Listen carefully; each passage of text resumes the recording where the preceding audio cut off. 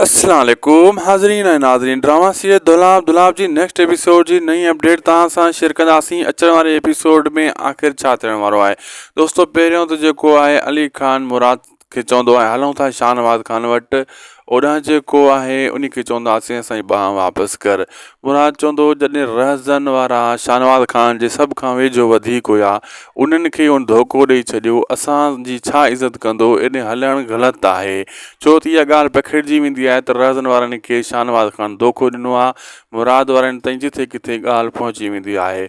ओॾो रईसियाणी वेंदी आहे, रहज़न खे चवंदी आहे केस खां हथु खण।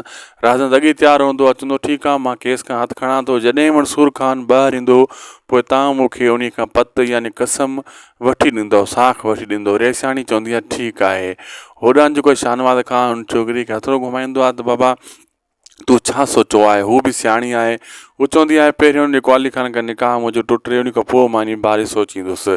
पोइ शाहनवाज़ खान चवंदो आहे ठीकु आहे मां इहो मसइलो तमामु जल्द हल कयां थो। हू शाहनवाज़ खान खे चूत बणाए थी, हुनखे ख़बर आहे ॾाढो सुखियो त मसइलो निकाह टुटंदो कोन, जे टुटंदो त मुंहिंजी जान छुटंदी, पर हिन सां मां निकाह न कंदुसि। होॾों ऐं जेको आहे सोडल खे घर वारा सम्झाईंदा आहिनि तोखे ही माण्हू तंग कंदा पिया, ॻोठ वारा यानी मुराद वारा।